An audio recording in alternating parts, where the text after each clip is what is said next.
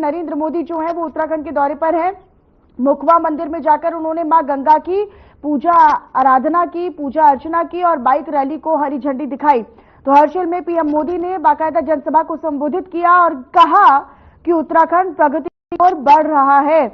तो हर्षिल में प्रधानमंत्री नरेंद्र मोदी ने दौरा किया। हर्षिल और मुखवा का ये दौरा कई मायनों में खास रहा, अहम रहा। इस दौरान पीएम मोदी ने जब संबोधित किया लोगों को, तो लोगों ने उनका भव्य स्वागत भी किया और इस दौरान अपने पारंपरिक नृत्य से, अपने पारंपरिक गीतों से उनका स्वागत करते हुए नजर आए लोग।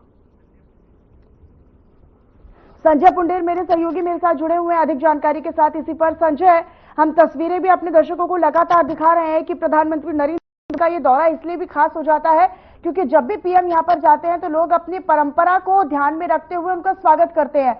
क्या खास रहा इस बार उनके दौरे को लेकर?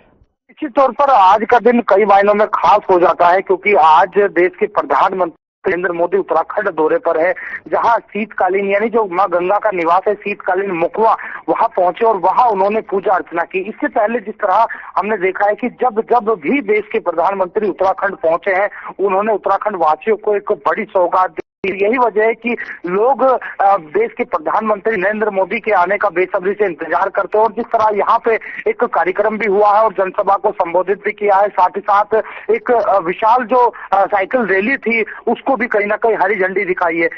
देश के प्रधानमंत्री नरेंद्र मोदी के दौरे को लेकर भी सुरक्षा कई मायनों में खास हो जाती है क्योंकि कई दिनों पहले से इनके दौरे को लेकर तमाम तैयारियां चल रही थी और हम देख सकते हैं कि चप्पे चप्पे पर कई तरह के जो पुलिस बल है, कई तरह की जो एजेंसियां है वो यहाँ पर तैनात है। जी संजय, प्रधानमंत्री नरेंद्र मोदी यूं तो उत्तराखंड पहुंचे थे और हर्षिल में उन्होंने मां गंगा के शीतकालीन प्रवास कहे जाने वाले मुखवा मंदिर में भी पूजन अर्चन किया। क्या कुछ बड़ी सौगातें भी दी गई हैं प्रधानमंत्री की ओर से उत्तराखंड वासियों को? कि देश के प्रधानमंत्री नरेंद्र मोदी के आने से पहले ही उत्तराखंड वासियों को कई बड़े सौगात दिए और पर्यटन के लिहाज से भी यह सौगात कई मायनों में खास हो जाती है क्योंकि हम लगातार देख रहे हैं कि उत्तराखंड के जो धार्मिक स्थल है वहां पर आने जाने में दिक्कत होती है, तो उसको लेकर भी रोपवे जैसी एक बड़ी सौगात यहाँ पर बात कही है। साथ ही साथ और आज भी जिस तरह जनता को संबोधित किया है, इस दौरान जो स्थानीय निवासी थे उनमें भी काफी उत्साह देखने को मिल रहा है। बड़ी बारीकी से उन्होंने देश के प्रधानमंत्री नरेंद्र मोदी को सुना है और लगातार ही हम देख रहे हैं कि यहाँ तमाम जो नेता थे, खुद प्रदेश के मुखिया सीएम धामी समेत तमाम जो अन्य नेता यहाँ पर पहुंचे और उन्होंने इससे पहले भी उनका पहुंचने पर जोरदार स्वागत किया है। एयरपोर्ट पर हमने देखा है कि पुष्प गुच्छ देकर यहाँ स्वागत किया है। तमाम जो लोग थे यहाँ बेसब्री से उनका इंतजार कर रहे थे। और देखिए, जो पर्यटक हैं, जो टूरिस्ट होते हैं वो तो यहाँ पर पहुंचते हैं, लेकिन फिलहाल के लिए अगर हम बात करते हैं तो कुछ जब बर्फ वहां पर पड़ती है उत्तराखंड में या फिर मौसम सुहावना होता है, सर्द भरा होता है, तभी यहाँ पर जो पर्यटक है उनकी भारी भीड़ लगती है। लेकिन प्रधानमंत्री नरेंद्र मोदी संजय इस बार संबोधित किया और उन्होंने कहा कि यहाँ पर आर्थिक विकास जो है वो बड़ी तेज गति के साथ बढ़ेगा और आने वाले समय में 12 के 12 जो महीने हैं यानी कि पूरे साल यहाँ पर पर्यटन चालू रहना चाहिए। ये उन्होंने बड़ी बात कही है कि पर्यटन यहाँ पर रुकना नहीं चाहिए। इस तौर पर मनीषा लगातार ही हमने देखा है कि चार धाम के लिहाज से हमने देखा है कि जो शीतकालीन के लिए होती है वो चार धाम यात्रा बंद हो जाती है। तो ऐसे में देश के प्रधानमंत्री नरेंद्र मोदी ने साफ कर दिया है कि आने वाले समय में जिस तरह से उत्तराखंड में एक के बाद एक विकास हो रही है और देवभूमि को नगरी भी कहा जाता है, उसके लिहाज से भी जो कार्य है वो कहीं ना कहीं तेजी से हो रहे हैं। तो यही वजह है कि अब देश के प्रधानमंत्री नरेंद्र मोदी ने साफ कर दिया है कि जो यात्रा होगी वो 12 के 12 महीने चलेगी। इसको लेकर रणनीति भी तैयार कर ली है क्योंकि हमने देखा है कि खुद जो सीएम धामी है वो सारी अधिकारियों के साथ बैठक कर रहे हैं और बैठक में यही रणनीति बना रहे हैं, यही रोड मैप बना रहे हैं कि जो यात्रा 12 माह किस तरह से चलेगी, किस तरह से जो पर्यटक यहाँ पहुंचेंगे उन्हें सुविधा मिलनी चाहिए, किन किन चीजों पे फोकस होना चाहिए, उन सब चीजों को ध्यान में लगातार ही बैठक का दौर भी जारी है। और अब जल्द से जल्द यह जो चारधाम यात्रा होगी वो आने वाले समय में 12 के 12 माह चलने की तैयारी करने जा रहे हैं। ये भी काफी महत्वपूर्ण है क्योंकि हमने सौगातों की बात की है, हमने यहाँ पर पीएम मोदी के आने से उन्होंने पर्यटन को किस तरीके से प्रोत्साहित करते हुए बातें रखी उसकी भी हमने चर्चा कर ली है। प्रधानमंत्री आज गंगोत्री नेशनल पार्क में 2 ट्रैक रूट का भी उद्घाटन करने वाले थे। कितने बजे ये कार्यक्रम उनका उद्घाटन कर रहेगा या फिर अभी हो चुका है उद्घाटन, इसको लेकर क्या जानकारी है?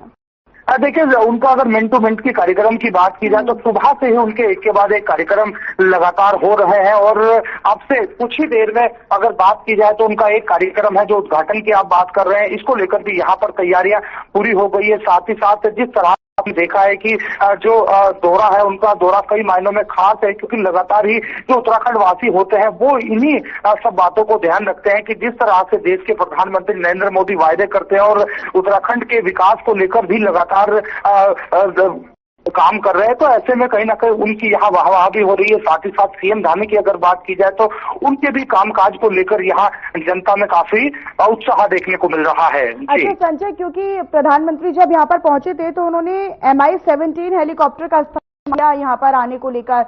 उनका हेलीकॉप्टर जब उतरा तो स्वागत में तमाम जो कार्यकर्ता और नेता थे वो भी यहाँ पर पहुंचे और लोगों में भी उत्साह देखने को मिला। ये प्रधानमंत्री नरेंद्र मोदी अपने दौरे के लिए MI-17 को चुन रहे हैं, निश्चित तौर पर ये मेक इन इंडिया को और बढ़ावा देता है और जो हमारी भारत की आत्मनिर्भरता डिफेंस के मामले में बढ़ रही है उसको भी दर्शा रहा है।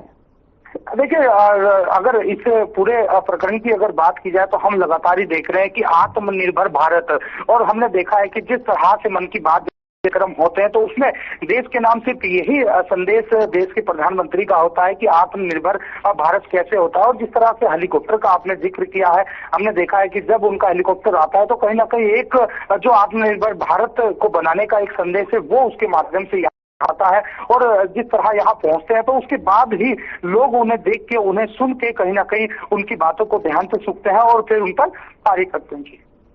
ठीक है संजय, अपनी नजर आप इस पर बनाकर रखिएगा। बहुत शुक्रिया आपका इस तमाम जानकारी को साझा करने के लिए। तो मुखवा में प्रधानमंत्री नरेंद्र मोदी ने मां गंगा की आरती की है, पूजन किया है और इसके अलावा 2 ट्रैक रूट का भी वो उद्घाटन यहां पर करने वाले हैं। उनका बाकायदा मिनट टू मिनट कार्यक्रम भी है और आज बैक टू बैक उनके यहाँ पर कई सारे कार्यक्रम है। बड़ी सौगात उत्तराखंड वासियों को देने के लिहाज से यहाँ पर पहुंचे हैं।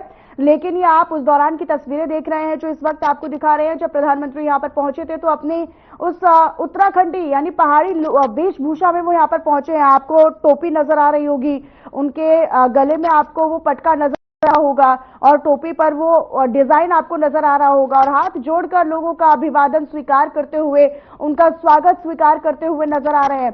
पारंपरिक गीत और साथ ही पारंपरिक नृत्यों के साथ प्रधानमंत्री नरेंद्र मोदी का ये स्वागत और पुरुष दोनों ही करते हुए नजर आए हैं। वहां के जो लोक गीत है, जो पारंपरिक वेशभूषा है, उसके साथ प्रधानमंत्री नरेंद्र मोदी का स्वागत यहां पर हुआ। उस दौरान की तस्वीरें आप देख रहे हैं।